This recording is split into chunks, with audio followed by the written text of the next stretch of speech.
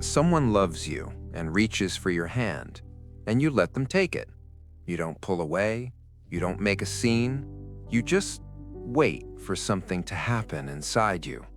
You wait for the warmth that's supposed to come, the softness, the feeling of landing somewhere safe. And instead, there is a quiet, clean emptiness. Not coldness exactly, just nothing. Like a key turning in a lock that no longer has a mechanism behind it. You are good at this, by the way. You have learned over a lifetime of practice exactly how to perform connection without actually experiencing it. You know the right things to say. You ask the follow-up questions. You remember details. You show up. And nobody in the room, not even the person who loves you most, can see the glass wall between you and all of it. The strange part isn't the distance. The strange part is how comfortable the distance is. When they leave, when the call ends, when the date is over, when the relationship quietly fades, you don't grieve the way you expected to. You feel fine. And feeling fine when you should feel something is its own kind of horror. Someone gets too close and you don't panic, you don't run, not dramatically, you just begin to need space. The need for space grows until it fills every room. You start finding reasons, you get busy, you tell yourself you just need time, and the relationship slowly, quietly dissolves. And somewhere in the back of your mind, you wonder if you are even capable of what everyone else seems to find so naturally. You have asked yourself the question in the dark, is something broken in me? Am I missing the part that other people have? The part that feels something when someone stays? If you have lived with that question quietly, without telling anyone, because how do you tell someone you can't feel what they feel, then this video is for you. And the answer to that question is not what you think. The culture tells about people who feel nothing when someone gets close. They are damaged or selfish, or they simply don't care enough. The romantic narrative, the one sold in every film, every song, every piece of cultural mythology about what love is supposed to look like, insists that connection is the default human state, that love arrives naturally, inevitably, like breathing. And if you can't feel it, if something blocks it, you must be doing something wrong, or you must be something wrong. So you read the books, you tried the vulnerability exercises, you went on the dates, you let people in, or tried to, and watched the same pattern repeat with the reliability of physics. Someone gets close, the feeling of closeness arrives, and immediately, automatically, your nervous system begins building the exit. Not from cowardice, not from cruelty, from something much older and much harder to name than either of those things. The culture pathologizes you for it. Therapists write articles about fearful avoidance and dismissive detachment as though these are malfunctions to be corrected. Partners call you cold. Exes say you never really loved them. Friends suggest you must have intimacy issues, like it is a simple software problem with a simple update available. And you absorb all of this, and it confirms what you already suspected, that you are missing something fundamental, that your emotional hardware is defective. But here is what none of those books, none of those articles, none of those exasperated partners ever told you.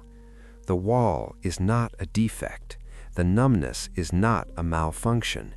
It is a solution, an old, elegant, incredibly effective solution to a problem you encountered very early in your life, before you had words for problems or solutions.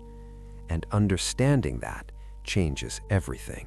In the 1960s, a developmental psychologist named Mary Ainsworth conducted what became one of the most important experiments in the history of understanding human relationships. She called it the strange situation. She placed infants in a room with their caregiver, then had the caregiver leave, then return. She watched how the infants responded, both to the separation and to the reunion. And what she found changed everything we thought we knew about love, safety, and the nervous system. Most infants fell into predictable patterns. Some cried when the caregiver left and were soothed when they returned, the secure pattern. Some cried but couldn't be soothed, caught between wanting closeness and distrusting it, the anxious pattern. But a third group did something that looked, on the surface, like emotional maturity. They barely reacted when the caregiver left. They didn't cry, they continued playing. And when the caregiver returned, they looked up briefly and went back to their toys. Ainsworth called this the avoidant attachment style. Here's the crucial discovery. When researchers later measured the cortisol levels and heart rates of these apparently calm children, they found something startling. The children were not calm.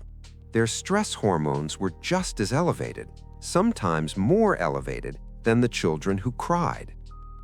The avoidant children had not solved the problem of distress. They had learned to suppress its expression. They had built, in early childhood, a system for continuing to function while the interior alarm rang at full volume, the performance of okayness. You have been living inside that performance ever since. This pattern doesn't form because something catastrophic happened to you. It doesn't require an abusive parent or a dramatic trauma. It forms most often in response to something quieter, a caregiver who was consistently uncomfortable with emotional need, who changed the subject when you were upset, who praised you for being independent and self-sufficient, who was physically present but emotionally somewhere else, who loved you genuinely but couldn't hold the full weight of your feeling without flinching. So you learned. With the astonishing adaptability of a developing nervous system, you learned that emotional needs were a liability, that expressing attachment made people uncomfortable, that the safest version of love was one that asked for nothing, demanded nothing, needed nothing. You became extraordinarily self-sufficient, not because it was your nature, but because it was your survival strategy. You stopped expecting warmth, so you couldn't be hurt by its absence. You deactivated the attachment system, the neurological circuit that draws us toward closeness, to protect it. Neuroscientists who study attachment call this the deactivating strategy. When someone with avoidant attachment feels the pull of closeness, when someone gets too close, when intimacy starts to feel real, the brain activates a suppression mechanism. It doesn't feel like suppression. It feels like simply wanting space, simply not being that kind of person, simply finding the other person less interesting than they seemed. It feels like your own authentic response to the situation, but it isn't. It is a defense so old and so automated that it has become indistinguishable from personality. And here is the part that makes it so hard to see from inside. The strategy works. The avoidant person rarely falls apart over relationships. They function. They are often remarkably high-achieving because the energy that most people spend on emotional interdependence gets redirected into work, mastery, independence. From the outside, they look like they have figured something out, but internally, the attachment system hasn't been dismantled. It has been suppressed. And suppression is expensive. It costs continuously below the threshold of awareness, and it is why connection, when it comes, arrives muted. The signal is there. The receiver has been turned down. So, what do you do with this? Not how do you fix it. That framing is wrong. You do not need to be fixed. You need to understand what you built, why you built it, and whether the conditions that made it necessary still exist, because most of the time they don't. The caregiver who couldn't hold your emotions is not in the room anymore. The child who learned to need nothing is not the one in the relationship anymore. But the nervous system doesn't update automatically. It keeps running the old protocol long after the threat has passed. The first and most important shift is this: begin to notice the deactivation as it happens without identifying with it. When someone gets close and you feel the impulse to withdraw, the sudden noticing of their flaws, the need for space, the internal argument that they're too much or you're too busy, recognize that impulse as information about your nervous system, not as truth about the relationship. The cooling feeling isn't reality. It's the thermostat correcting. It's the old code running. And you can learn to pause in that moment, just long enough to ask, is this what I actually want, or is this what I was trained to want? Second, understand that the self-sufficiency you built is genuinely valuable. It is not a consolation prize. The capacity to function alone, to not require external validation for your sense of self, to be comfortable in your own company, these are real strengths. The avoidant person is not emotionally starved the way an anxiously attached person is. They have a stable internal world. What they lack is the bridge between that world and another person's. And bridges can be built when you know they're missing, when you stop mistaking their absence for preference. Third, you do not need to become a different person to experience connection.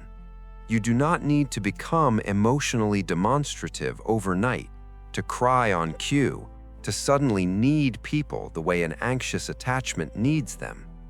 What you need is something smaller and more sustainable.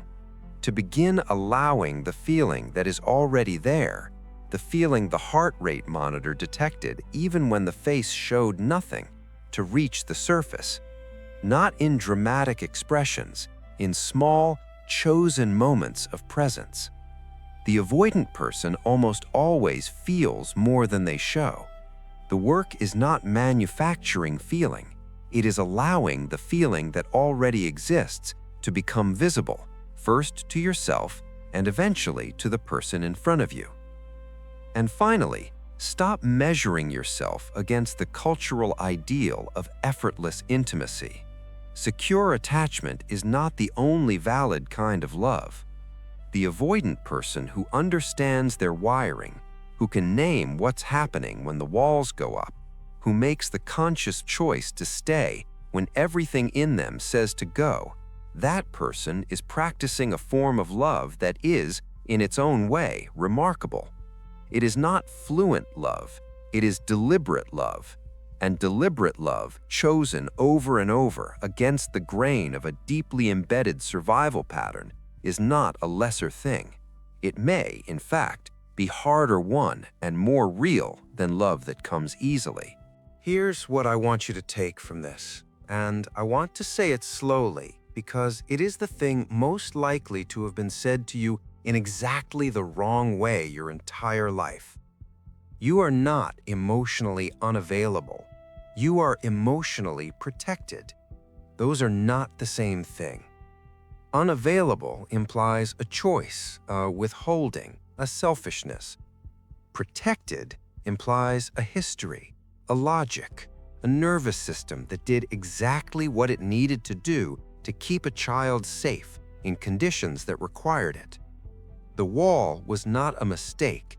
The wall was the right answer to the situation you were in. A small person in an environment where emotional need created distance rather than closeness learned correctly that self-sufficiency was the safest available path. You solved the problem you were given. The fact that the solution has costs, that it has made later intimacy difficult, that it has kept people at arm's length who deserved better, that it has left you feeling, in certain quiet moments, unreachable even to yourself. That is not evidence of failure. It is evidence of how thoroughly you adapted, of how completely your nervous system protected you. The question is not whether the wall was wrong to build. The question is whether you still need it at the same height. whether every person who reaches for your hand now is as dangerous as the early environment taught you closeness could be, whether the self-sufficiency that served you then is still serving you now, or whether it has outlived its purpose and begun, quietly, to cost you things you actually want. You are allowed to want connection and not know how to let it in simultaneously. You are allowed to love people and feel nothing when they hold you and still be someone worth holding. You are allowed to be a work in progress on the exact terms that make sense for your nervous system, at the pace your nervous system can sustain, without apologizing for the fact that your pace is slower and your path is less obvious than the one the culture prescribed. Somewhere in you, below the deactivation, below the practiced neutrality, below the system that learned to turn the volume down, the attachment need is still there. It never left. It was suppressed, not removed. And that means the capacity for genuine closeness was never lost either. It was waiting, the way things wait when they have been carefully, quietly, very effectively stored for a long time. If any part of this felt like being seen, drop a comment. Not for the algorithm, because the specific loneliness of not being able to feel what you're supposed to feel deserves to be named in a place where other people can recognize themselves in it. This channel is for minds that needed a different explanation than the one they were given. Subscribe if you want to keep having these conversations. You are not broken. You are protected. And protection, when the danger has passed, can be gently, carefully, on your own terms, let go.